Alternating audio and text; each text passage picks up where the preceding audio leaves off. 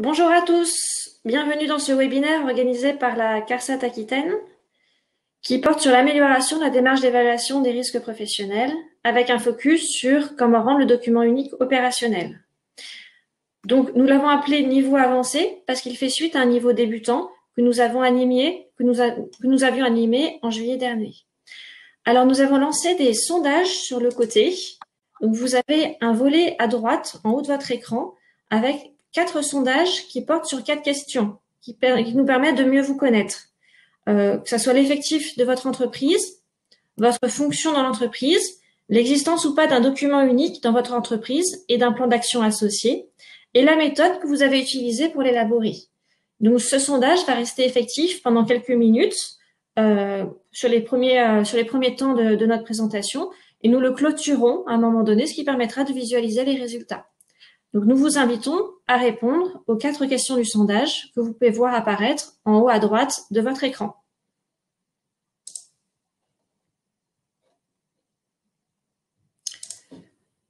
Donc, merci à tous pour ceux qui se connectent. Donc, vous êtes bien au webinaire de la CARSAT Aquitaine qui porte sur l'amélioration de sa démarche d'évaluation des risques professionnels avec un focus sur l'opérationnalité du document unique. Donc, nous sommes 3 animateurs. Je suis Cécile Clément-Faroud, ingénieure conseil à la CARSAT Aquitaine et responsable du service formation. Je suis accompagnée de Laurent Brunner. Bonjour Laurent. Bonjour à tous, Laurent Brunner, je suis contrôleur de sécurité et je suis basé dans les Landes. Merci. Et de Nicolas Bourdonneau. Bonjour Nicolas. Bonjour Cécile, bonjour à toutes et à tous. Donc Nicolas Bourdonneau, je suis ergonome au département des risques professionnels de la CARSAT. Merci. Merci Nicolas et Laurent. Donc, vous avez donc des sondages qui apparaissent en haut de l'écran. Vous avez également un chat que nous vous invitons à ouvrir, sur lequel vous pouvez poser vos questions tout au long de la présentation. Mais également, nous allons vous inviter à répondre à des quiz pendant la présentation depuis ce chat. Alors, comme indiqué, nous sommes des agents de la CARSAT Aquitaine. Donc, CARSAT, c'est pour Caisse d'assurance retraite et santé au travail. Nous avons donc l'assurance retraite au sein de notre organisme, mais également l'assurance maladie, un service social et aussi tout particulièrement la branche risque professionnel, donc la branche accident du travail et maladie professionnelle auquel nous appartenons. Notre objectif est donc d'accompagner les entreprises pour réduire ces accidents du travail et ces maladies professionnelles. Et c'est dans ce cadre-là que nous animons ce webinaire. Ce webinaire va être découpé en 4 séquences. Nous allons commencer par les enjeux du document unique. Nous parcourrons ensuite les pièges que nous observons régulièrement en entreprise. Nous ferons un certain nombre de constats et donc de conséquences sur l'opérationnalité du document unique. Nous vous présenterons ensuite en 3e séquence une approche différente de l'évaluation des risques professionnels. Et enfin, nous terminerons par un temps de questions-réponses. Je vais donc passer par la première séquence qui est l'enjeu du document unique. Pour parler des enjeux du document unique, nous allons vous poser une question. Alors, nous vous invitons du coup à ouvrir le chat pour répondre à cette question. Selon vous, quels sont les enjeux de la réalisation du document unique d'évaluation des risques professionnels? Qu'est-ce que vous avez à y gagner en rédigeant, en élaborant ce fameux document unique? Donc, je vous invite à utiliser le chat pour répondre à cette question.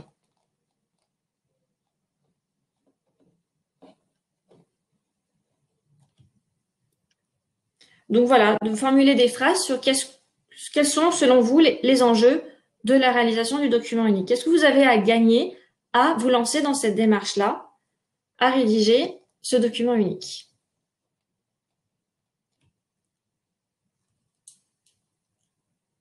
Alors effectivement, vous êtes plusieurs à nous parler des accidents du travail, du risque, de la diminution du risque des accidents du travail, de prévenir les risques,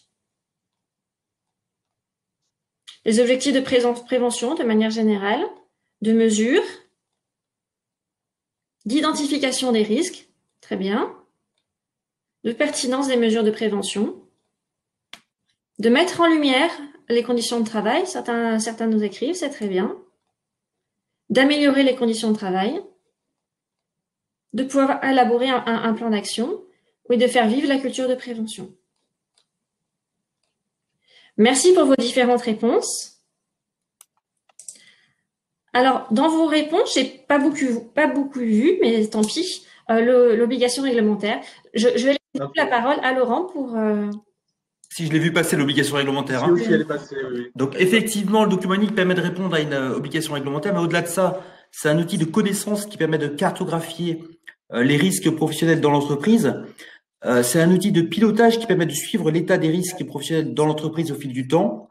Et bien sûr, c'est un outil de synthèse qui doit permettre à l'entreprise de prioriser les risques pour mettre l'énergie là où c'est nécessaire. Donc, vous voyez que le document unique, en fait, il occupe une place centrale dans la démarche d'évaluation des risques professionnels.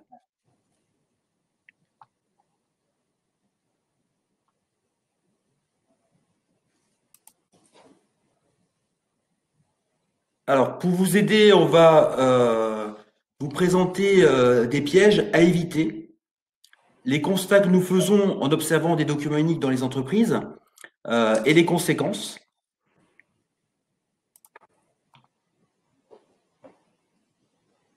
Donc, on va commencer par le piège numéro 1, qui est relatif à la collecte des informations sur le risque. Alors, tout à fait. Alors, nous allons vous projeter un exemple de document unique, un focus sur un document unique, et nous allons vous inviter à répondre à la question suivante. Quelle est l'activité de l'opérateur à son poste de travail lorsqu'on lit cet extrait de document unique? Qui est cet opérateur? Qu'est-ce qu'il fait? Quoi, où et quand? Donc là aussi, nous vous invitons à utiliser le chat pour donner l'activité de l'opérateur que vous supposez à partir de ce qu'on va vous projeter. Donc, voici cet extrait du document unique. Unité de travail, atelier de peinture. Alors, selon vous, à partir de cet extrait, qu'est-ce que vous pensez être l'activité de travail qui est décrite dans cet extrait de document unique? Donc, je vous invite également à utiliser le chat pour répondre à cette question.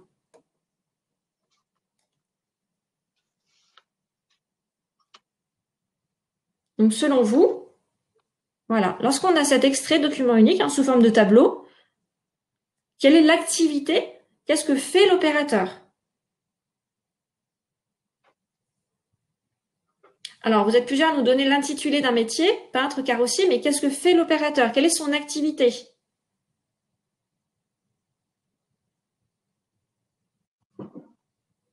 Donc, peintre, oui, effectivement, donc ça semble bien que c'est un peintre, mais voilà, quelle est son activité concrètement? Qu'est-ce qu'il fait? Comment? Où? Avec quoi?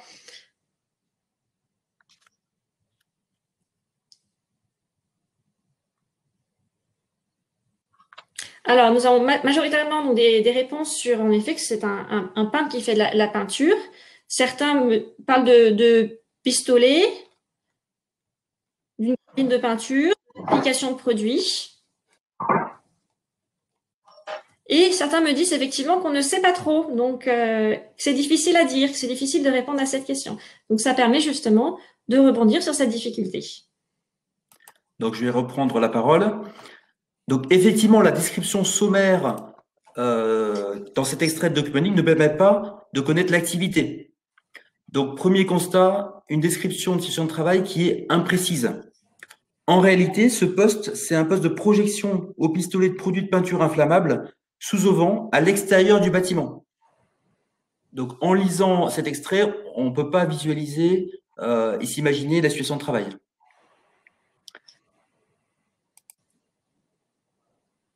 Deuxième point, deuxième constat, il y a un mélange de risques différents.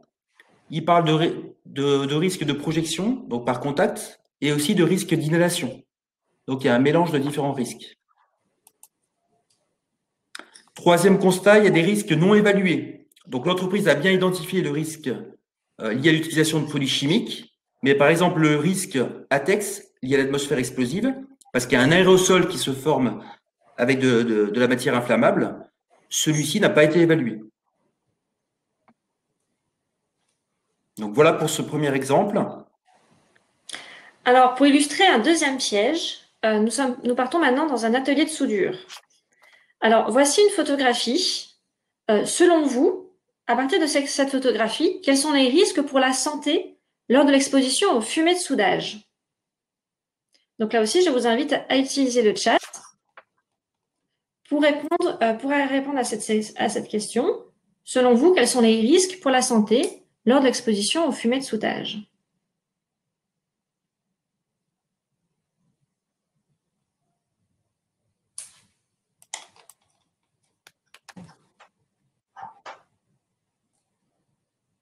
Alors, vous êtes plusieurs à dire risque de brûlure, risque poumon, risque intoxication, risque inhalation, développement d'un cancer, irritation, brûlure, irritation et brûlure des yeux, intoxication, intoxication des poumons, lésions, TMS, plusieurs, risque incendie, respiratoire, yeux, beaucoup de brûlures. Alors Laurent, quelle est la réponse? Alors, je reprends la main. Donc là, vous avez un extrait de document unique. C'est un atelier de chaudronnerie dans une TPE. Donc, l'activité est soudage, le danger gaz et fumée de soudure et oxycoupage. Et l'entreprise a décrit le risque de la manière suivante: maux de tête, larmoiement, intoxication. Donc, on est loin des risques de maladies chroniques et de cancer qui ont été évoqués dans le chat. Donc là, le risque a été sous-évalué. Et la problématique, c'est on risque de passer à côté et de ne pas mettre les bonnes mesures de prévention. Donc voilà encore un constat de sous-évaluer le risque par rapport à une situation de travail. Donc pour ce piège numéro 1, il y a la collecte d'informations. Voilà une synthèse des constats que l'on fait régulièrement. Des descriptions de situations de travail qui sont imprécises, un mélange de risques différents, des risques non évalués, des risques sous-évalués. Donc tout ça, ça a pour conséquence de passer à côté des problématiques principales et de ne pas mettre en place des bonnes mesures de prévention adaptées. On peut également ajouter des risques et des unités de travail qui sont fantômes. Je m'explique. Dans l'exemple du haut, vous avez une entreprise qui a identifié un risque de chute de hauteur avec la présence d'un escalier. Or, en mesure de prévention, il n'y a marqué aucun escalier. Donc, cette ligne n'a pas de sens et encombre le document unique pour rien. En dessous, vous avez l'activité sanitaire avec un risque d'agression qui a été identifié. Est-ce que c'est opportun de mettre un risque d'agression des sanitaires dans une TPE de 15 salariés? C'est discutable. Vous pouvez donner votre avis sur le chat.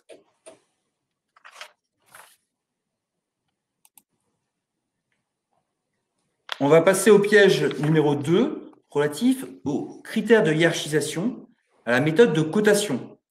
Donc là, on vous présente une méthode de cotation qui a été retenue dans une entreprise de métallurgie de 23 salariés. Je vais vous balayer rapidement cette méthode. À gauche, vous avez la fréquence qui va de 1 à 3. Ensuite, vous avez la gravité qui va également de 1 à 3. Vous avez un risque qui est le résultat de la fréquence multipliée par la gravité. Vous avez 2 critères supplémentaires. La protection qui va de 0 à 6, qui permet de minorer le risque s'il y a une mesure de prévention et en fonction de son niveau. Vous avez un critère de retour d'expérience qui permet de minorer ou majorer le risque en fonction s'il y a eu un accident ou pas sur les 2 dernières années. Et vous avez un risque final avec une note qui est le risque moins la protection, l'ensemble multiplié par le retour d'expérience, avec des actions possibles ou actions obligatoires si la note est supérieure à 6. Voilà, je voulais balayer. On va rentrer dans le détail pour regarder en quoi il y a des pièges. Si on regarde la fréquence qui va de 1 à 3, donc rare, occasionnel, régulier, ou faible, moyen, fort, on voit bien que ces critères sont imprécis. Donc ça veut dire qu'en fait, on peut interpréter ce critère et la méthode n'est pas reproductible. C'est-à-dire que 2 personnes différentes qui vont évaluer la fréquence d'une même situation de travail peuvent mettre 2 fréquences différentes. Donc ça, c'est une vraie problématique. Il faut que la méthode soit vraiment reproductible. Ensuite, si on regarde la gravité, on se rend compte qu'elle est sous-dimensionnée. Elle est au même niveau que la fréquence. Et en fait, la gravité doit toujours être prioritaire. Donc en fait, il faudrait mettre un facteur de pondération sur la gravité.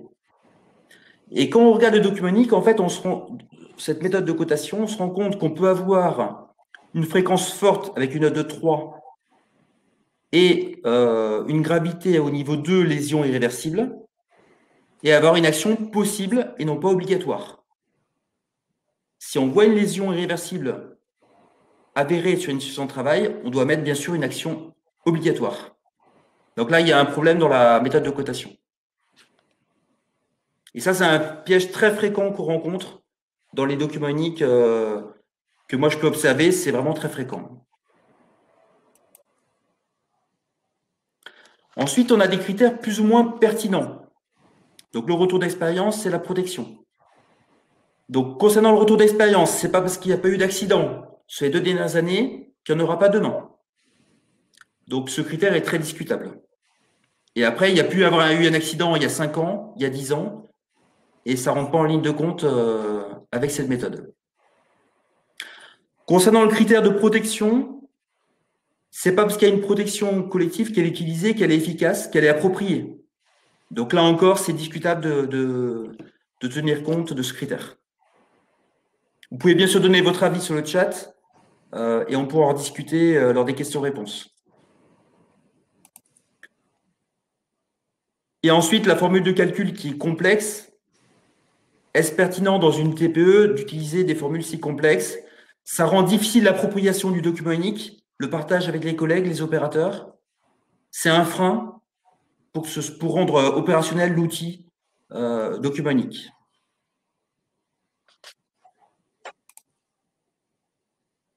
On va passer au piège numéro 3 sur les propositions d'action de prévention. Donc là, vous avez mis un extrait de document unique. L'entreprise a ciblé le déplacement routier, a bien identifié le risque d'accident, blessure, décès et a mis en place des mesures de prévention, sensibilisation du personnel au danger de la route, rappel du code de la route. Là, on se rend compte qu'il y a une méconnaissance des mesures de prévention pour prévenir le risque routier. Donc, il ne faut pas hésiter dans ce cas-là à faire appel à des ressources externes à l'entreprise qui ont des compétences spécifiques. Là, par exemple, ils auraient pu travailler sur l'organisation, l'optimisation des déplacements pour réduire au maximum le risque, le choix des véhicules avec un cahier des charges pour vérifier l'adéquation entre le véhicule et les besoins, des formations qualifiantes pour les conducteurs, pour la conduite en sécurité. Ils auraient pu travailler sur la communication avec un protocole de communication pour éviter l'utilisation du téléphone portable au volant, etc., etc.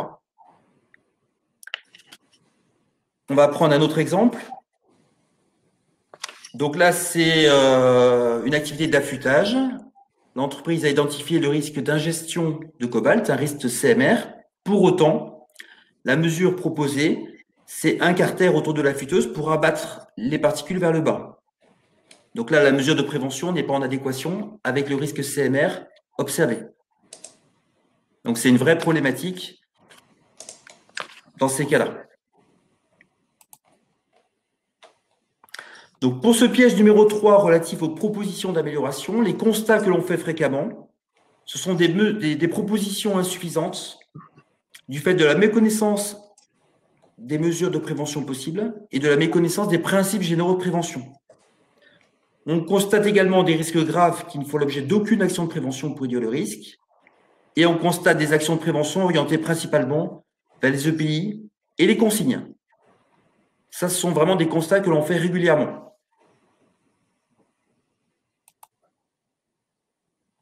Donc là, une synthèse globale des différents pièges à éviter qu'on a balayés jusqu'à présent.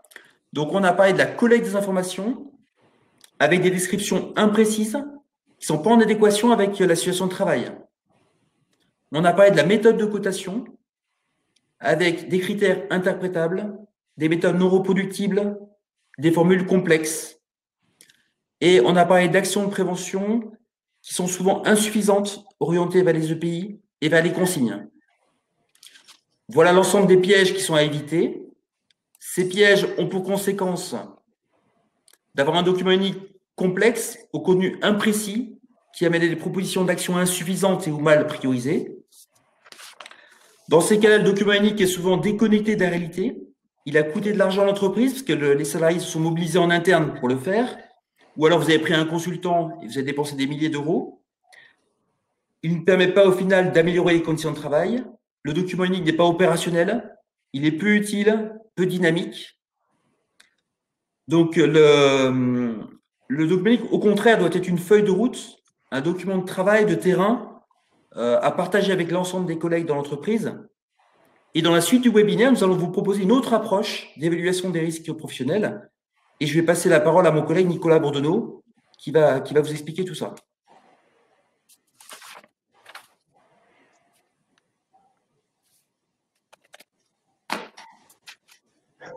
Merci pour la répartition de la parole, Laurent. Donc, je vais tempérer un petit peu. On va, plutôt que de défendre une nouvelle approche, c'est plutôt une manière différente d'approcher la question de la santé au travail, en fait, tout simplement. Le constat de Laurent, qui a été proposé par Laurent, est éloquent. Enfin, pour rappel, ça fait 20 ans maintenant que l'obligation de l'évaluation de risque est présente dans notre réglementation. Et le constat est, voilà, globalement, du point de vue de nos services, un constat un petit peu d'échec parce que c'est clairement un outil qui est souvent vu comme une verrue, enfin quelque chose qu'on vient rajouter comme une contrainte par nos interlocuteurs. Et tout le monde y est perdant à la fois, c'est-à-dire les personnes qui s'en occupent pour le rédiger et bien sûr les salariés pour les conditions de travail. Voilà, on a un document qui ne sert pas forcément à l'amélioration des conditions de travail. Donc, pour considérer clairement cet outil comme un outil vraiment de pilotage, voilà, il faut défocaliser. Voilà. C'est bon, c'est la bonne diapo. Merci. Voilà, c'est-à-dire qu'aujourd'hui, clairement, on voit que c'est un outil qui est considéré comme un outil de synthèse globalement. On essaie de défendre l'idée que c'est aussi un outil de connaissance, un outil de pilotage. Donc, il faut forcément avoir une vue globale en fait, du sujet de la santé au travail. Avoir une vue globale du sujet, c'est considérer en fait qu'en traitant les questions de santé, on traite des questions de performance, tout simplement. Les questions de santé sont transversales à la fois aux financiers, aux ressources humaines, au marketing, à la production. Si on prend uniquement l'exemple de l'absentéisme, les conséquences de cet absentéisme, c'est bien sûr l'augmentation des coûts si on remplace les personnes absentes, pour les ressources humaines. En termes de production, bien sûr, c'est les problèmes de qualité, puis si on rend des gens temporaires.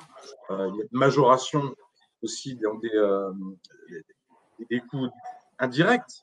Et les coûts indirects sont largement nombreux. On peut aller même jusqu'aux coûts stratégiques de l'établissement, c'est-à-dire l'attractivité sur certains métiers, les difficultés de recrutement. On peut aller jusqu'à la saturation du management, obligé de gérer cet absentéisme. Donc, voilà, ça a des impacts transversaux à l'établissement. Les questions de santé aujourd'hui, il y a assez de données, je dirais, de connaissances scientifiques sur le sujet pour associer santé et performance.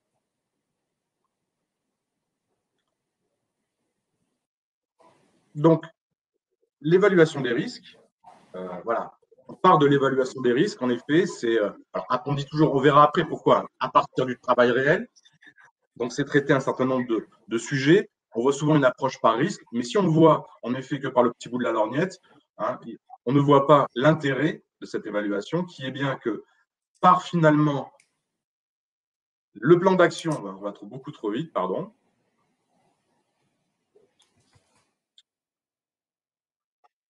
Voilà. Par la mise en œuvre en fait d'un plan d'action et le suivi des actions, on progresse en fait, on progresse en termes de politique de prévention.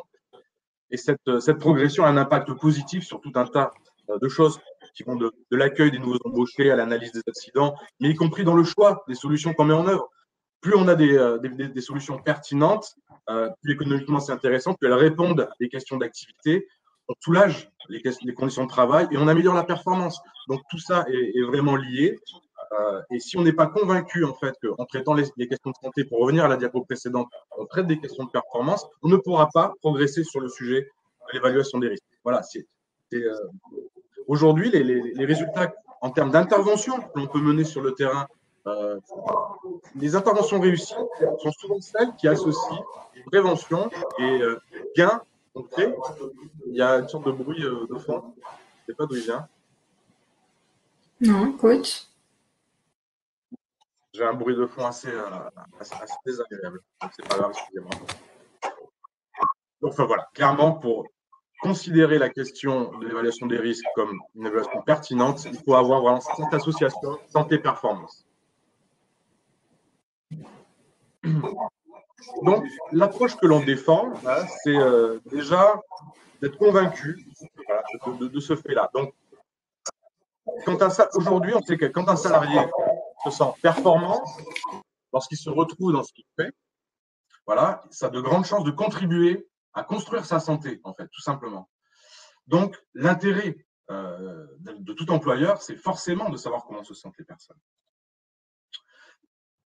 Deuxième chose, alors c'est fait de manière un peu provocatrice, mais ça va répondre à ce que disait Laurent tout à l'heure. Hein, on dit que le salarié n'est pas une machine, hein, et que c'est une personne qui s'adapte à un certain nombre d'aléas auxquels elle est confrontée tous les jours et qui fait une activité de régulation. Si on dit ça de manière un peu provocante, bien entendu, mais c'est pour dire qu'il faut s'intéresser aux conditions réelles de travail. Tout à l'heure, Laurent disait qu'en fait, dans nombre de DU, on peut constater le problématique de la consigne. Mais lorsqu'on donne de la consigne dans une solution au niveau du document unique, ou lorsqu'on dit, par exemple, si on prend la question de la manutention, qu'il faut respecter les gestes et postures, finalement, on considère l'homme finalement comme une chose qui doit respecter un nombre de choses, comme une machine finalement, doit se conformer à une consigne, c'est se comporter comme une machine. Donc, ce n'est pas anodin. C'est-à-dire qu'il faut vraiment s'intéresser aux conditions de réalisation du travail pour que les mesures de prévention soient en accord avec la réalité de ce que vivent les gens. Et ça, c'est pas peu dire.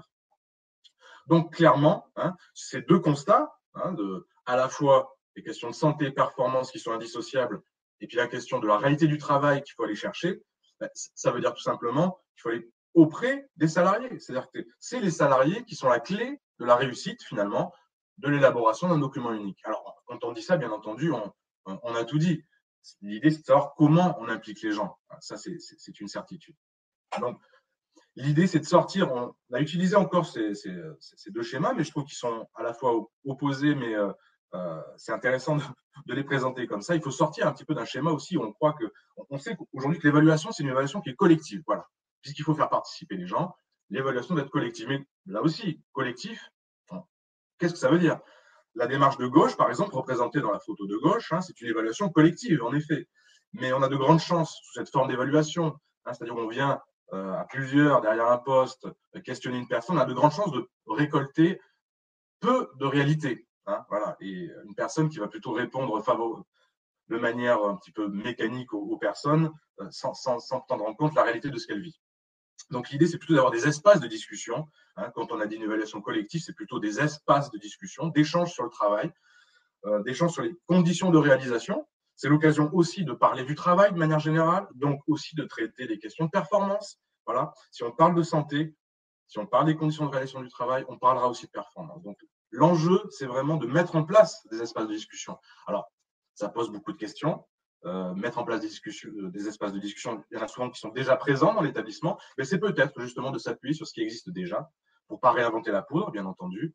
Mais voilà, clairement, l'évaluation des risques, si on vous dit ça, ce n'est pas anodin, c'est qu'il y a quand même beaucoup d'évaluations qui se font de manière un peu individuelle ou sous la forme qui est présentée dans la photo de gauche. Voilà. Et qui sont malheureusement peu pertinentes. Donc, voilà, clairement, pour défendre cette évaluation sous cette forme-là, ça demande bien entendu de respecter les étapes qui ont été largement déjà évoquées dans les webinaires précédents, mais voilà, qui vous sont connus si vous êtes sur ce webinaire ici, mais voilà, c'est de partir de l'identification, bien entendu, des unités de travail, d'identifier les risques, jusqu'à l'élaboration d'un plan d'action. Mais ce qu'on veut évoquer à travers cette diapositive, c'est surtout la forme aussi du document unique. Laurent a commencé à l'évoquer, mais c'est vrai qu'on constate énormément de formules extrêmement complexes et on se pose des questions sur la facilité de manipulation dans l'établissement de ce type de document, clairement, et de l'opérationnalité de ce type de document. On peut voir aussi une forme Excel. On a l'impression que Excel a le monopole quasiment des DU. On voit dans certaines TPE-PME quand même certains établissements qui adaptent ça à leur taille. Mais globalement, on a une forme qui est assez uniforme, où on retrouve finalement à peu près toujours les mêmes types de solutions. Si on a pris tout à l'heure l'exemple de la manutention, mais globalement, manutention, à part des équipements, parfois de l'aménagement et puis de la consigne, beaucoup, on a peu de choses sur les futurs projets ou sur l'organisation du travail, tout simplement.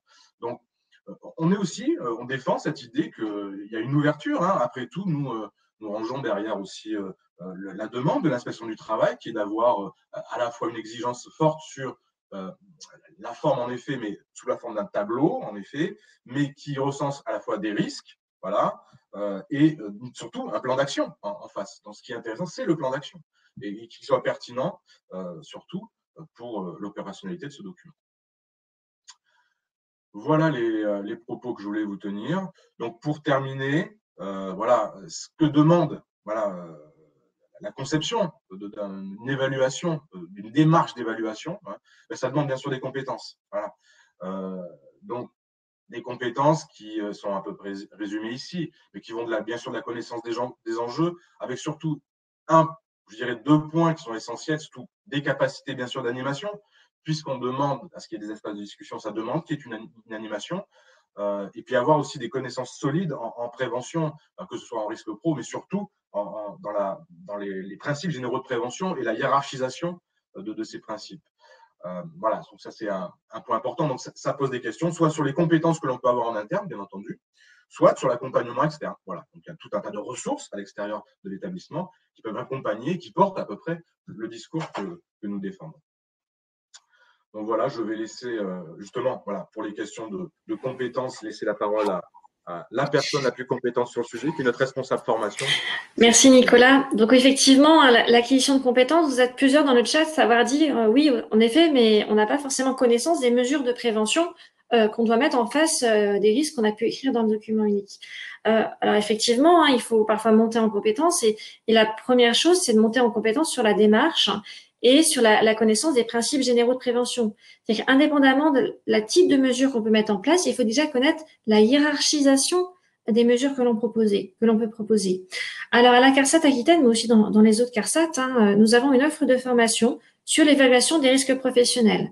C'est une formation de 2 jours qui est confiée à des organismes de formation référencés qui sont disponibles, dont les coordonnées sont disponibles sur notre site ainsi que les dates. On a également d'autres formations en santé sécurité pour le salarié désigné compétent, par exemple, pour le dirigeant d'entreprise.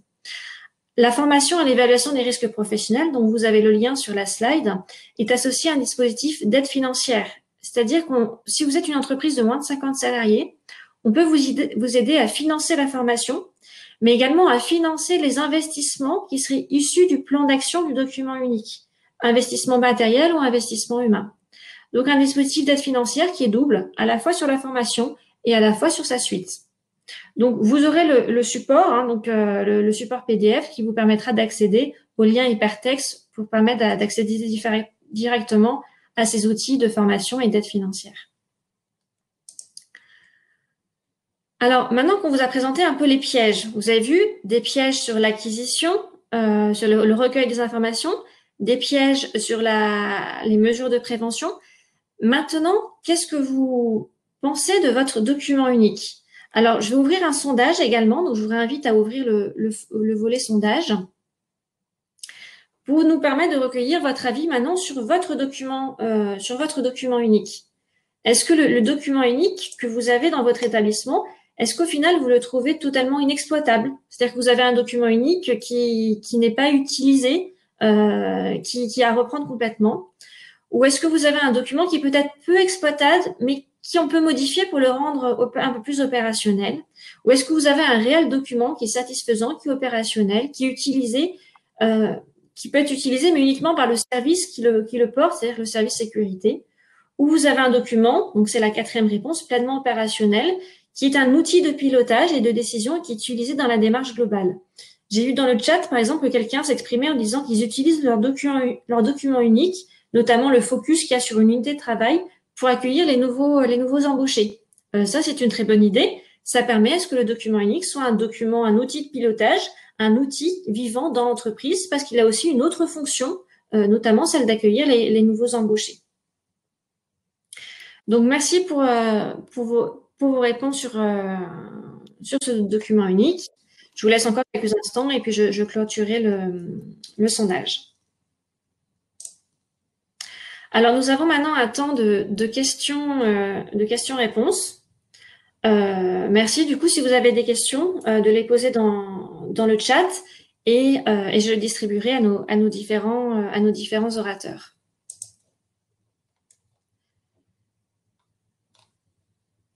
Alors, dans les questions que j'avais déjà vues passer, il y avait justement une question sur la complexité du document unique. Monsieur Kerstin disait: je partage que le document unique est trop complexe, mais comment le simplifier? Laurent, est-ce que tu peux répondre à cette question? Disons que il faut éviter les formules complexes et les facteurs, comme on a vu, et les formules avec facteur protection, facteur retour d'expérience, et utiliser une méthodologie, une méthode de cotation partagée et acceptée dans l'entreprise. Donc, je pense qu'il faut déjà commencer par revoir la trame et la méthode de cotation et se mettre tous d'accord ensemble dans l'entreprise sur la méthodologie d'évaluation. Ça commence par ça, en prenant des outils simples. Alors, je ne vais pas détailler ici les différents outils qui peuvent exister, hein, mais voilà, c'est voilà un premier niveau de réponse, on va dire. D'accord. Merci. Nous avions aussi une remarque plutôt sur les différents acteurs de l'entreprise. Nous avons beaucoup de RH dans le public, 30% de notre audimat fait partie des ressources humaines, qui indiquent que ce sont souvent les seuls acteurs, les acteurs uniques du document, et donc que ceci n'a du coup pas beaucoup d'intérêt. Nicolas, est-ce que tu souhaiterais rebondir à cette sollicitation? Non, là, on est sur un constat qui fait référence à ce qu'on évoquait tout à l'heure. Je n'ai pas spécialement de réponse, si ce n'est de savoir plutôt, j'aimerais questionner en fait ces différentes personnes pour savoir quelles possibilités elles ont d'organiser finalement l'évaluation autour d'elles. Voilà, pour éviter d'être isolées. C'est une question que je renverrai. Quelles sont les marges de manœuvre qu'il y a en interne pour rendre cette évaluation la plus collective possible et impliquer les équipes? Parce que j'imagine que si les RH sont isolées, c'est qu'elles ont un retour, elles ont essayé, voilà, et qu'à un moment, elles ont été bloquées par le terrain, par certainement manque de temps, voilà, pour s'intéresser à ce sujet, encore une fois. C'est une question d'intérêt collectif. Comme l'a dit Laurent, pour répondre à la question de tout à l'heure sur finalement comment rendre plus simple, ça commence déjà par arriver à se mettre autour de la table, tous ensemble, pour en faire quelque chose de cette. Je pense que tout part de là, comme je vais confirmer à la fois ce que dit Laurent. Et ce qui me pose question à travers cette remarque, c'est comment on arrive à se retrouver isolé finalement et justement se mettre dans les mauvaises dispositions pour faire une évaluation finalement. On a également des questions sur l'implication des autres acteurs. Nicolas nous pose la question sur comment impliquer la direction et les managers de proximité dans la création du document unique. Et Christelle pose aussi une question similaire, c'est comment justement faire prendre conscience aux opérateurs de l'importance du document unique et les faire entendre que cela peut les aider à faire évoluer leur poste de travail. Donc voilà, comment impliquer à la fois la direction et comment à la fois impliquer les opérateurs justement pour qu'ils contribuent à la démarche. Laurent ou Nicolas? Nicolas, vas-y. Ah non, mais je vais faire une réponse. On est dans la continuité, Cécile, en fait, de ce qu'on vient d'évoquer. Je ne vais pas dire exactement la même chose. Par contre, il y a des remarques sur, je pensais aux aides, de ne pas oublier, il y a beaucoup de remarques sur OIRA. Donc, vous pourrez aussi noter qu'il faudra parler, comme voilà, parce que ça fait plusieurs questions sur ce sujet. Mais sur voilà, comment, ça c'est une bonne question. Enfin, on a tout dit quand on dit comment on fait pour s'organiser collectivement en interne. Voilà, malheureusement, c'est une réponse à une question à laquelle je n'ai pas la réponse. Il faudrait vraiment faire des diagnostics, mais d'aller dans chaque établissement, voir quelles sont les conditions de participation, en fait, comment on peut organiser ou pas des espaces d'échange autour du travail. Et comment faire que les salariés, en fait, finalement, pour la question précédente, soient aussi, ils trouvent un intérêt.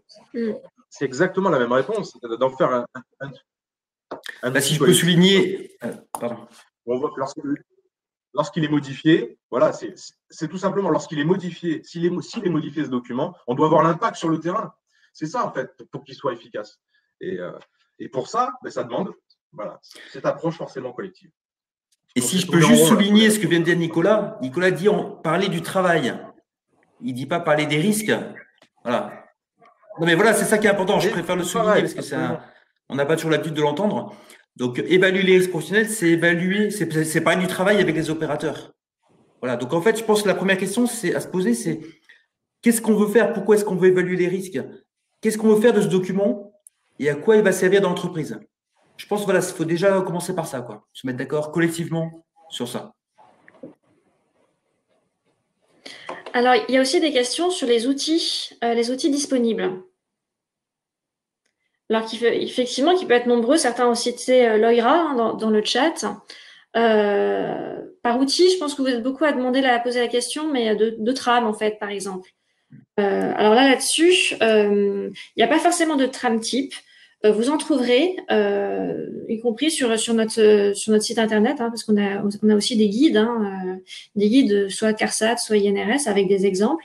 Donc vous aurez toujours des exemples, mais voilà, c'est plutôt que parler de trame, parlons d'exemples, parce que la meilleure trame, c'est celle que vous créez vous-même, qui correspond à votre situation, et surtout de ne pas utiliser des trames trop complexes qui viendraient à complexifier le document et à perdre de son intérêt. On avait aussi des questions sur le temps. Comment trouver le temps pour réunir le collectif pour travailler justement sur la démarche?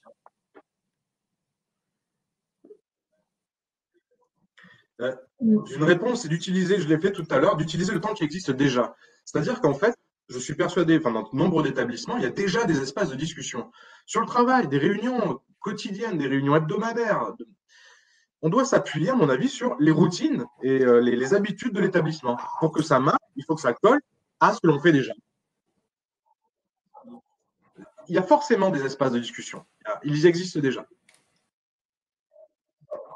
Mais c'est pas évident, hein. Je dis ça, on a tout dit, mais c'est vrai que c'est pas forcément, il y a des réunions hebdomadaires, de réunions de production.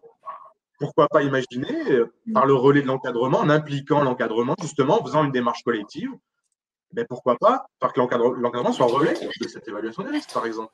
Une proposition. À travers les réunions hebdomadaires de production. Exemple.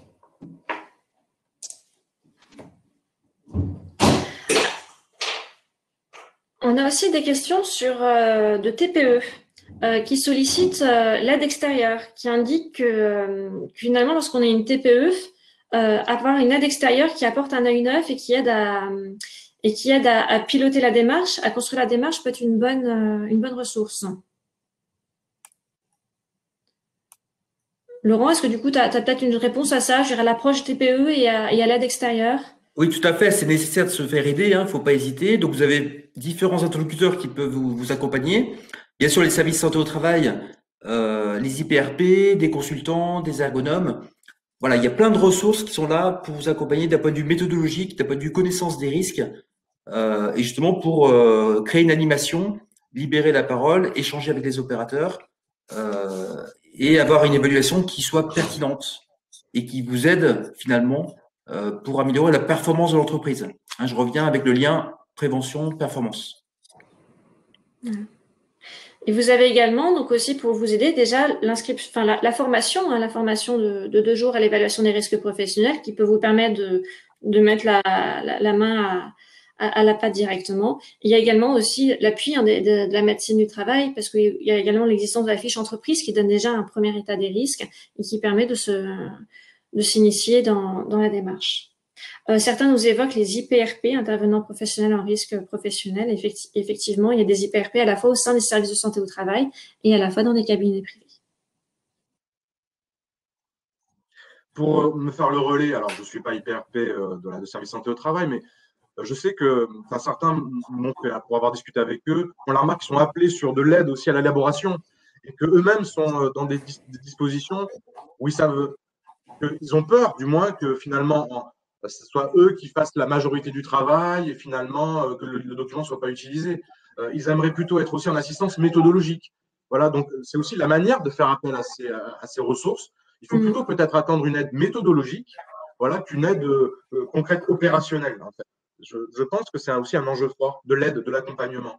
Le risque de l'accompagnement, c'est de vouloir transférer au final. on peut se mettre à la place aussi d'une personne. Voilà, je suis employeur, je fais appel à mon service santé au travail auquel je cotise.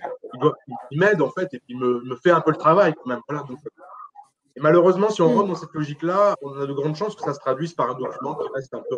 Donc, voilà, plutôt avoir une attente méthodo. Voilà, je pense que ça peut être. Mais qui doit aller vers un transfert de compétences, voilà, parce que l'objectif, c'est pour que un document soit vivant, qu'il y ait un transfert de compétences pour que ça soit un réel outil de pilotage. Il y a beaucoup de témoignages, en tout cas, je vois quand même sur la lourdeur par rapport au sondage, sur comment c'est vécu. Voilà, voilà, je vois le dernier, sur 7000 lignes Excel. Enfin, voilà, c'est caractéristique. C'est comment se repérer là-dedans. Enfin, c'est assez éloquent. Donc là, voilà, la simplification, donner la priorité, ne pas avoir de formule trop complexe, se permettre justement parfois d'alléger le document unique. S'en servir comme outil de pilotage permet justement que ce soit un document vivant et donc un document revu régulièrement.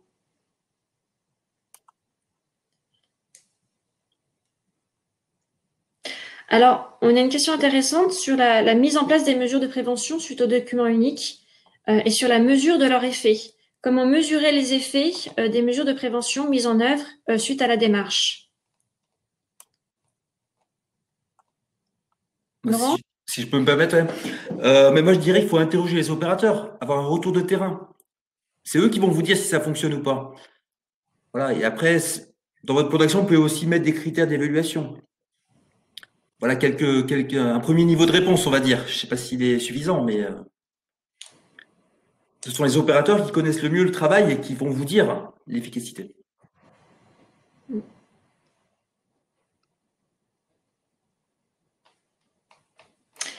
Alors, on a aussi une remarque intéressante de secteur dans le sanitaire et social qui dit qu'ils ont commencé par former du coup l'encadrement, la direction, puis ensuite les animateurs prévention, puis ensuite les acteurs via la formation PRAP2S, et que ça permet justement à rentrer dans la démarche et que le cheminement du document unique fait sa place petit à petit. Voilà, comme autre question, oui, alors le fameux document unique de 7000 lignes, un document unique par unité de travail est-il possible? Alors le document unique doit être découpé par unité de travail déjà à la base, donc ça peut permettre d'avoir un système par tiroir aussi pour réduire la taille.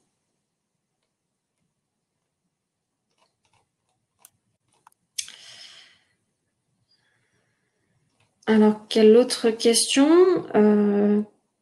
pouvons-nous traiter? Alors, une question sur la validation du document unique. Est-ce que le DU doit être validé par un organisme comme la CARSAT ou l'inspection du travail? Qui veut y répondre? Moi, je dirais non, c'est pas à la CARSAT de valider le document unique. On peut vous donner un avis sur la pertinence au regard de ce qu'on voit dans l'entreprise et des échanges avec les salariés. Mais voilà, on n'a pas vocation à valider, mais juste vous conseiller, vous accompagner sur la méthodologie, on va dire. Très bien.